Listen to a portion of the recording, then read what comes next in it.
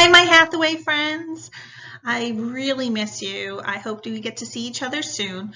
What I've done today is I've prepared a story for you. It's called a Cliffhanger. It doesn't have an ending. You get to write the ending. So I will read the story to you. Most of the story is on the PowerPoint.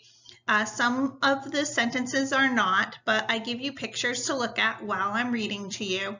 I've highlighted some of the words in yellow. Those are the vocabulary words. Try and use the context clues in the sentences and the pictures to help you to determine the definition of the sentences.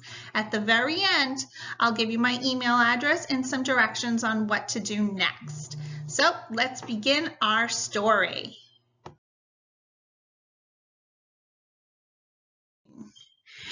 Don't worry, we'll make it to the top. Andy's voice was confident, but his heart was beating hard with fear.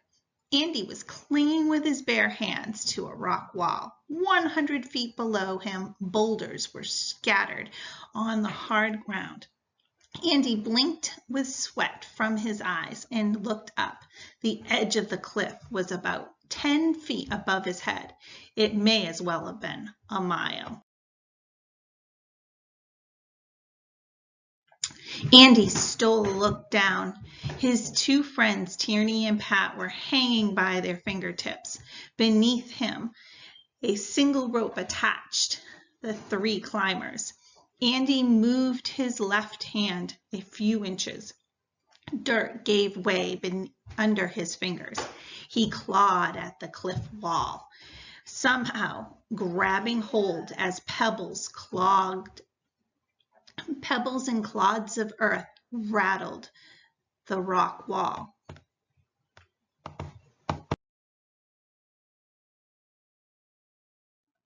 "Are you all right?" Tierney gasped. "I'm hanging in there," Andy called back, trying to force a smile. He looked up again.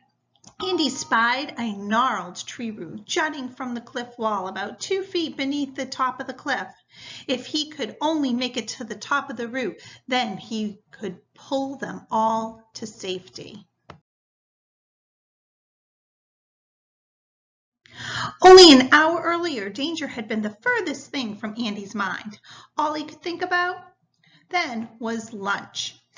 Andy, Tierney, and Pat had been on an early morning hike through Yosemite National Park.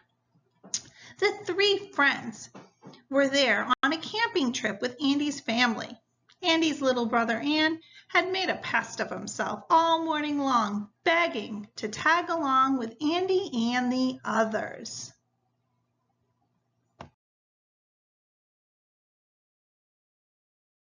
"Take your brother with you," Andy's dad had said as the campers cleared up after their breakfast. "But Dad," Andy whined, "we're going to go exploring to the canyon. We can't have a little kid tag along when we go rock climbing." "That's where you're wrong," Andy's mom chimed in. "I don't want you kids climbing any rocks that are too steep for Ann to handle." "And be back by 1, added Ann's dad. "Show up later than that and you'll miss lunch."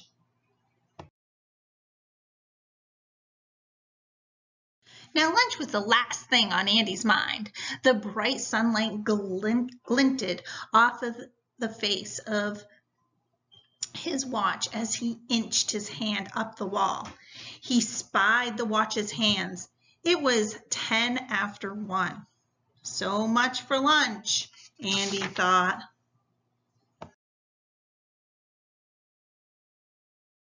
A half hour earlier, after spending the morning trooping across the hot, sun-baked ground of the canyon, the 4 explorers found themselves more than halfway home. As they passed the cool shadows under the cliff, Andy looked up. "Isn't that the tree that's about a half-mile from our camp?" he asked, pointing to a tall pine towering over the edge of the cliff.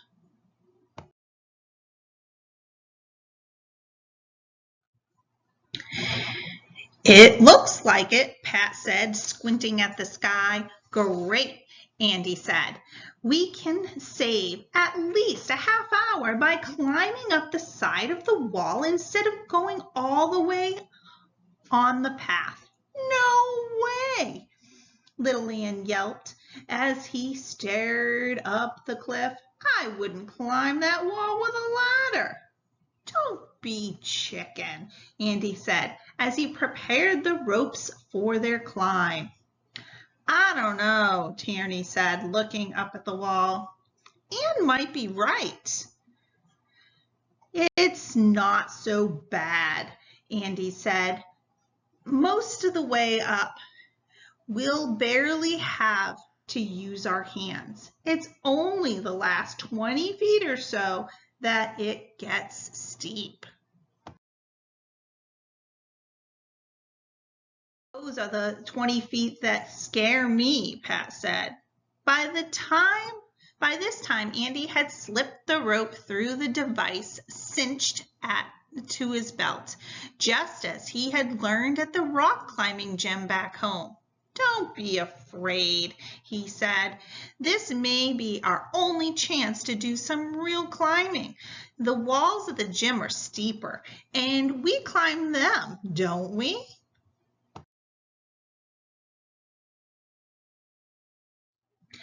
Pat shrugged his shoulders. So did Tierney. A few minutes later, the three of them were roped together and scrambling up the base of the cliff, followed by their friends. And you get at the end of the rope, just like they taught you back at the gym.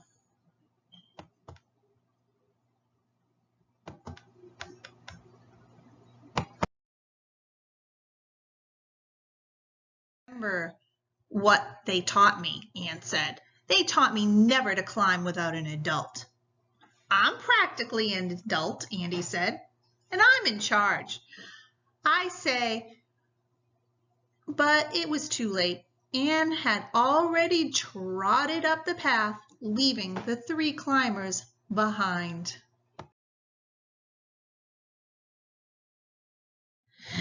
Andy, shouldn't we follow him? Tierney asked. Let the baby go, Andy said. He'll be the one in trouble for leaving the group, not us. 20 minutes later, Andy had changed his mind. They were the ones in trouble. As they had predicted, most of the climb had been easy. The last few feet, though, were much steeper than they had looked from below.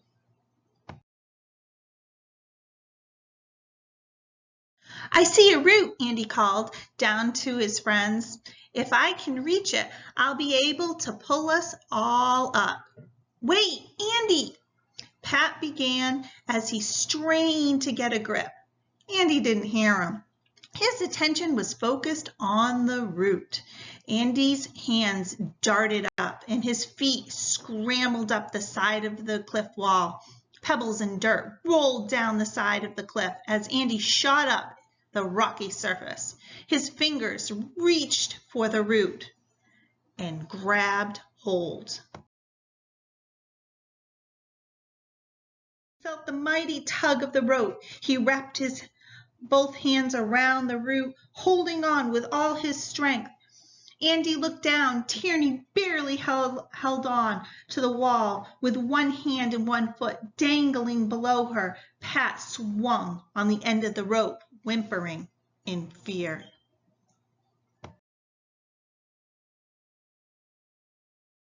I lost my grip, Pat whimpered, his feet kicking wildly. Just take it easy, Andy said as he hung onto the root with all his might. We'll be all right. Andy wondered how long he could hold on. He was about to cry for help at the top of his lungs when he felt himself lurch downward. Dirt stung his eyes. Blinking, Andy looked up. The tree root was pulling out of the cliff wall. Soon it would give way completely, leaving nothing but air between them and the sharp rocks 100 feet below.